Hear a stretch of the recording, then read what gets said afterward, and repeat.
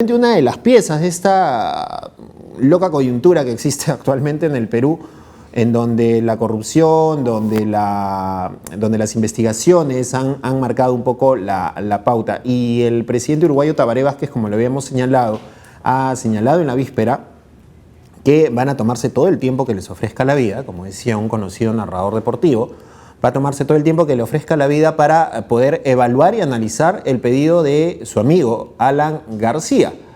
Nuestro compañero Diego Ogmi preparó un informe que nos resume detallada y rápidamente lo que ha pasado en estos días con Alan García, que está en la casa del embajador uruguayo. Y luego de este informe ya estamos con Luis Abelius para conversar con él sobre este y otros temas también de nuestra coyuntura. Vamos de inmediato con el informe.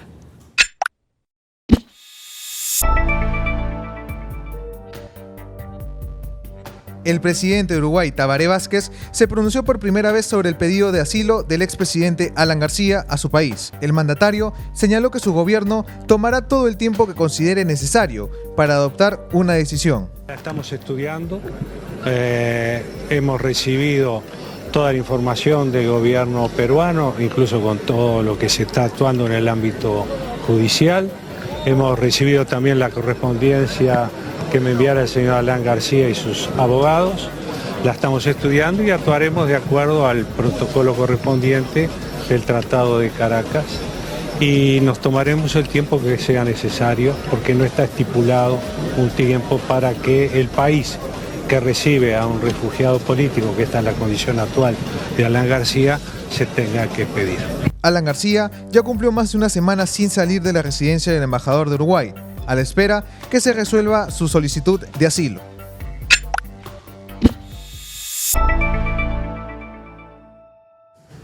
Bien, y conversamos de inmediato entonces con nuestro invitado Luis Abelius, quien se encuentra ya en nuestros estudios. Luis, ¿qué tal? ¿Cómo estás? Bienvenido. Hola, muchas gracias por la visita. Por la invitación. No sé por dónde empezar en realidad, porque la cosa está tan rayada que es increíble lo que va pasando cada día. Ya la última audiencia de prisión preventiva del juez Concepción Carguancho, ya nos mostraba una sala vacía.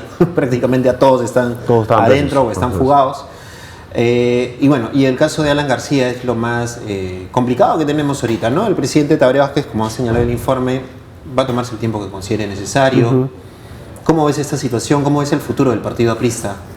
Bueno, el partido aprista está partido en dos hace un montón de tiempo, ¿no? Y en una parte importante ha reducido su mínima expresión porque a Alan García jamás le ha interesado construir partido porque no tiene una verdadera vocación democrática, eso es claro, ¿no? Él necesita ser el centro de gravedad de absolutamente cualquier espacio en el que se coloque. No se ha preocupado, y eso es patente, esto está a la vista de cualquiera, de construir un semillero, de generar reemplazos dentro del partido, lo cual hubiera sido, en la posición de poder que ha alcanzado, lo que correspondía. No es en ese sentido un líder clásico porque un líder siempre está por debajo de la misión, ¿no es cierto? Ahora, este mismo egocentrismo es lo que hace que a las 6 de la tarde escriba un tuit diciendo que él se allana, que se queda, que no tiene ningún problema, y a las 9 de la noche se asila, ¿no? Con la carta escrita además. Honestamente, nadie está persiguiendo al señor García, no tiene orden de captura, no tiene orden o sea, no le han embargado las cuentas, no le han embargado sus casas, solamente tiene la medida restrictiva más leve de todas, que es no te vayas del país 18 meses, ¿no es cierto? Versus casi todos los demás. El señor Pedro Pablo Kuczynski tiene incautado su domicilio, puede vivir en él, pero no lo puede vender, no lo puede alquilar, o sea, ya está bajo la administración del Estado, ¿no es cierto? Los bienes de PPK, sus cuentas, los pocos que tenga la señora Susana Villarán, le han devuelto un inmueble a los Humala, pero todavía la otra casa está incautada, también sus cuentas están embargadas y todos ellos tienen impedimento de salir del país. Entonces, que el expresidente García diga, yo soy un perseguido político, no tiene sentido, porque además no corresponde con su base partidaria popular. A ver, un perseguido político es alguien que es peligroso para el status quo, por definición. Por eso se le persigue, ¿no? Por sus ideas, porque alguna amenaza representa. ¿Qué amenaza puede representar Alan García? ¿Qué ideas tiene Alan García? ¿Cuál es su proposición, su planteamiento disruptivo político terrible que puede desbaratar el gobierno, como las pruebas que una periodista todavía debe? ¿No es cierto? O sea, a eso voy. No hay de ninguna manera nada, absolutamente nada, que haga que Alan García califique para ninguna de las condiciones necesarias para que se le otorgue. ¿Y de dónde sale esta realidad alterna entonces que fabrican los seguidores de Alan García, los alanistas, si queremos decirlo, para no implicar a todos? Es el miedo que vaya preso. Porque Velázquez Gején hoy en la mañana decía: hay persecución política, tenemos un Congreso, ¿cuál fue la palabra? Tenemos un Congreso acosado, acorralado, dijo. Un Congreso que ha hecho durante 2 años y medio lo que se le ha dado la gana. No solo eso. Hoy se ha destapado un caso gravísimo de corrupción en el Ministerio de Cultura. Y yo pienso particularmente que la ministra debería poner su carta de renuncia. Pero independientemente de eso, la célula parlamentaria priista está recogiendo firmas para interpelar a la ministra. ¿Qué clase de acorralamiento es ese donde el poder parlamentario todavía puede interpelar y probablemente censurar a un ministro? Y donde hoy supuestamente van a presentar pruebas que demuestran que el ministerio sabía desde antes esta situación. O sea, de nuevo, ¿no? Han podido salir del país a difamar a su país, ¿no es cierto?, para salvar el pellejo de su jefe. ¿Dónde está la persecución? ¿A quién están persiguiendo? Y son tontos porque regresan, ¿no? En un país donde los están persiguiendo. Claramente, entonces es como, no tiene el menor sentido. Realmente no tiene el menor sentido, y por eso me parece un poco preocupante las palabras del señor presidente de Uruguay, porque él dice, es en este momento un refugiado político, solicitante político, ¿no? Lo que da una idea más o menos de por dónde viene. El expresidente José Mujica, de Uruguay, dijo que no le quedaba más remedio a Uruguay que aceptar el asilo diplomático. O sea, no podían cerrar la puerta en la cara a Alan García, ¿no es cierto? Pero el asilo político era cuestión de estudio. Y aparentemente para él no había ninguna razón para dárselo. Y en general en la opinión pública de uruguaya tampoco la hay. Entonces uno se queda pensando, la opinión pública uruguaya está en contra. El partido de gobierno de Tabaré, el presidente de la Cámara de Diputados por lo menos está en contra.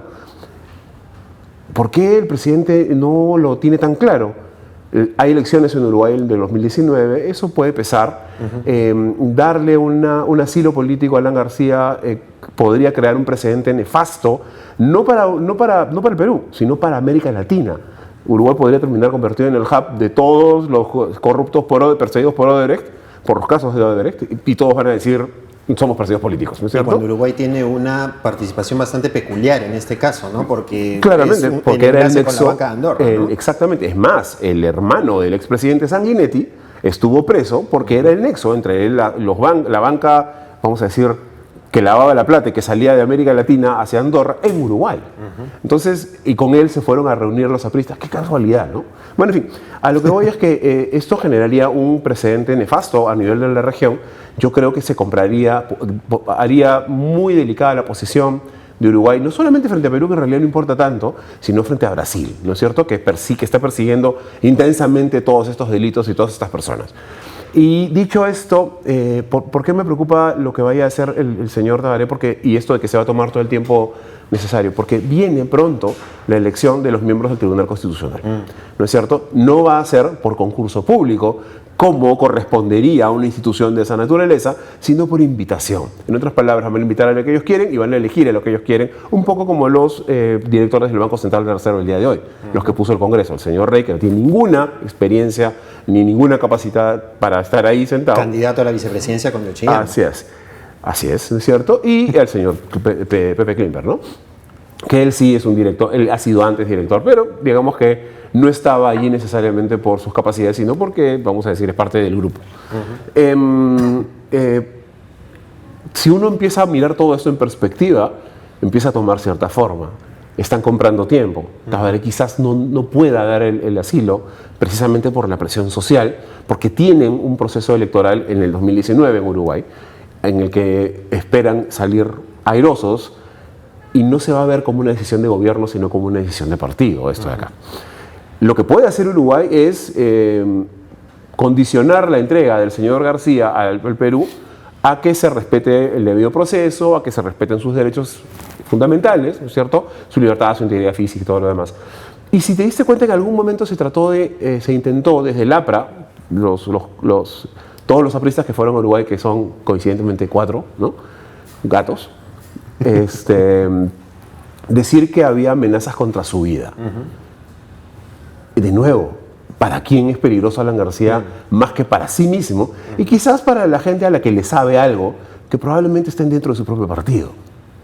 Entonces, la cuestión es súper complicada, porque además este es un tapón grande. Una vez que se remueve este tapón, vamos a empezar a ver otras cosas. Lo mismo que con el financiamiento de Tutankamón, del señor Rasmus de Chile, ¿no? Lo que pasa es que todos están muertos. Claro.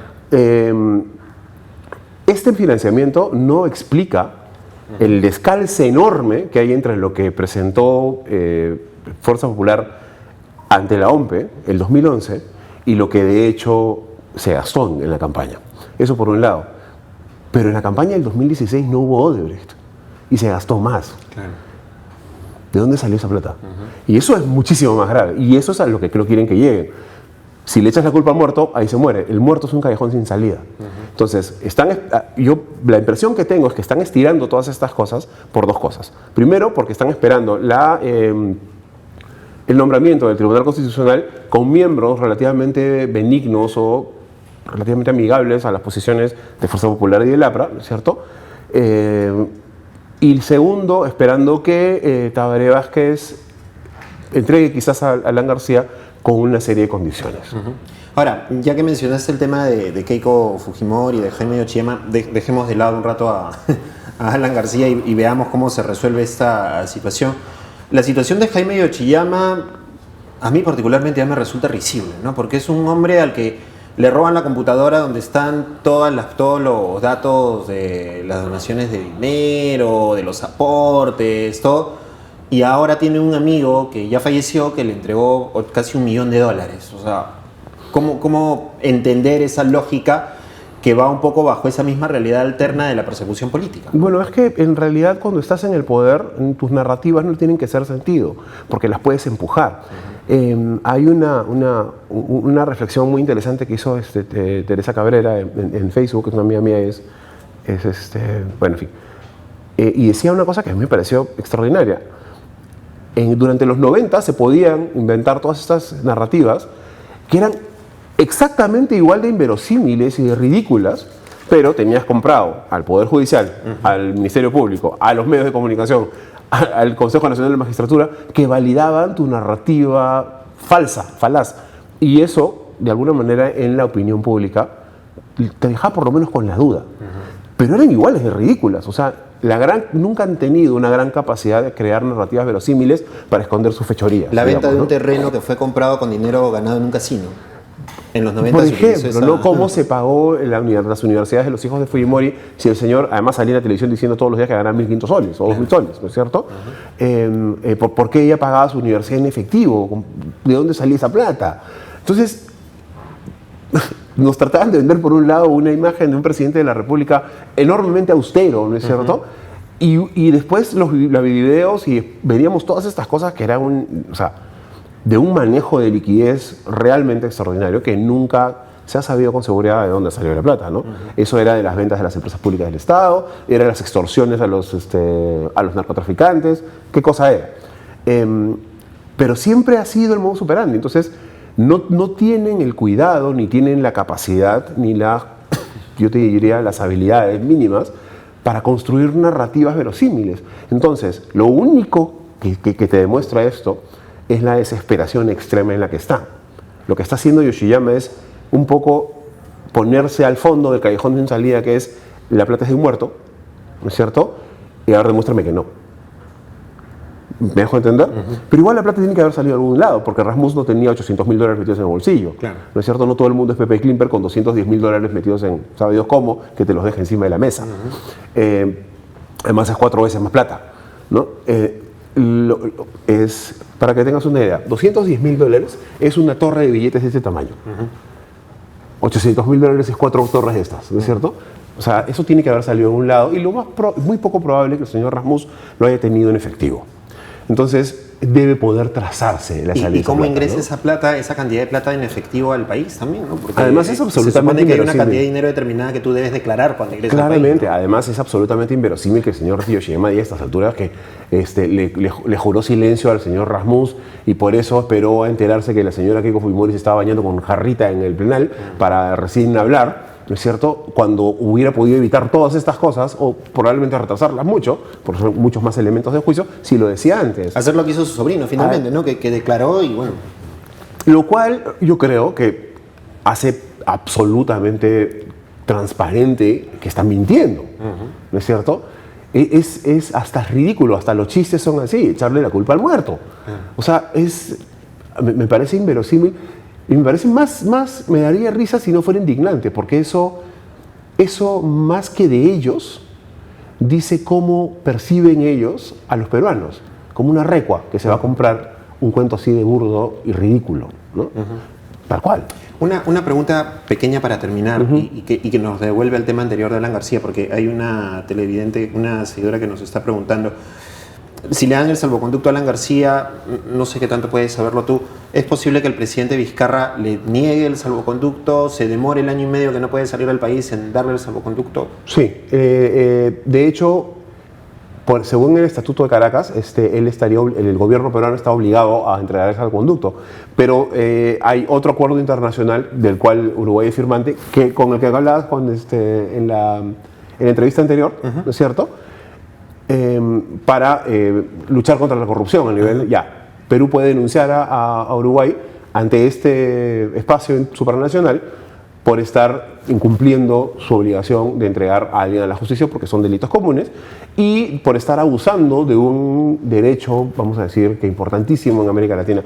Hay que recordar que la institución del asilo no existe más que entre los países de América Latina. Es una inversión nuestra, no está en ninguna otra parte del mundo. Por eso Julian Assange está asilado en la Embajada de Ecuador y no puede salir porque nunca, jamás le van a dar ese salvoconducto en Londres. ¿Me dejo entender? Ellos no son firmantes de absolutamente nada, tienen ningún compromiso. Más bien les incomoda que esté ahí, ¿no? Claramente, pero de nuevo, lo que va a pasar, lo que yo pienso que va a pasar, es que el gobierno no va a permitir que Alan García salga del Perú, va a tener que quedarse en la embajada, si es que le dieran el asilo, ¿no es cierto? Y va a contrademandar a Uruguay y eso va a tomar 3-4 años, ¿no? Muy bien, Luis, te agradecemos por estar con nosotros. Gracias a ti. Seguiremos conversando sobre estos temas porque definitivamente aquí pues uno no se aburre, ¿no? No. A estas alturas del partido, el año pasado hablábamos del del indulto Fujimori, si se lo daban o no se lo daban, la vacancia de PPK y mira cómo ha cambiado ahora el panorama y estamos hablando ya de los que están siendo seguidos por la justicia. Mira, PPK nos robó la Navidad del año pasado, ¿es cierto? Y de repente Tabaré Vázquez nos la roba este año. Complicado, ¿no? Bueno, vamos a ver cómo va la cosa. Muchísimas gracias, Luis, por conversar con nosotros, muy amable, y nosotros vamos a hacer una pequeña pausa y al retornar pareciera que al menos nuestros hijos van a poder disfrutar de un sistema de transporte ya decente en la ciudad de Lima. Esto luego de la creación ya de la Autoridad Única de Transporte Urbano. Para hablar sobre el tema, el especialista en tema de transporte, Lino de la Barrera, nos va a acompañar. Y si ustedes tienen preguntas, también la pueden hacer a través de nuestras redes sociales para un poco comentar cómo va a ser la figura de esta autoridad autónoma, cómo quedan las municipalidades en medio de todo esto. Todo esto nos lo va a aclarar Lino de la Barrera después de la pausa.